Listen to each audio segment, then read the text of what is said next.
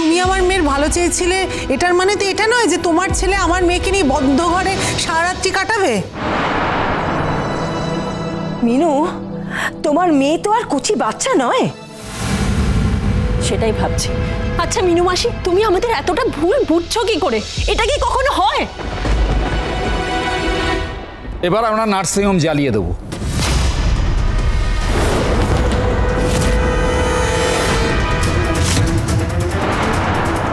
এখানে আপনারা করে খাবেন তো, তাই তো? আপনারা করেও খাবেন, অথচ আমাদের একটা বস্তির মেয়েদের চাকরি দিয়ে ভাবছেন সব করে ফেলেছি, তাই তো? আর শুনলাম তো এই মেয়ের চাকরিটাও থাকবে না।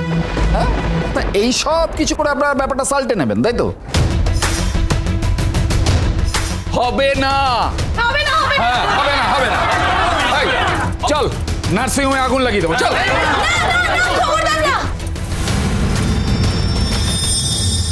কিচ্ছু করবে না তোমরা, এদের কোনো দোষ নেই।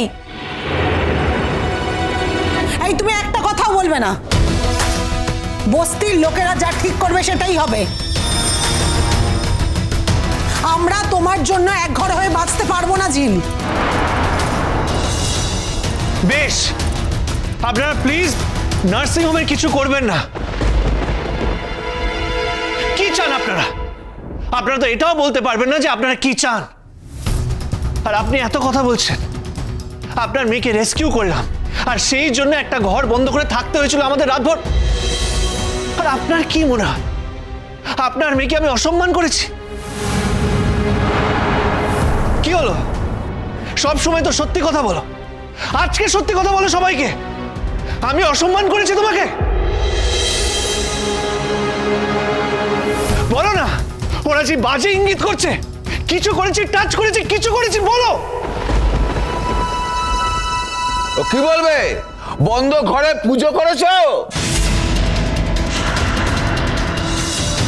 রঞ্জন, এবার কিন্তু সীমা ছাড়িয়ে যাচ্ছ।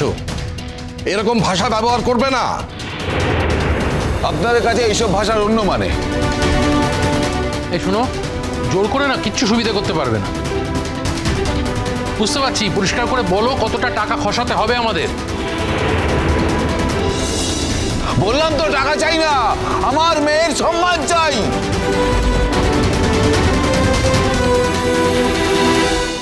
হ্যাঁ, ঝিলকে বিয়ে করতে হবে, বিয়ে করতে হবে।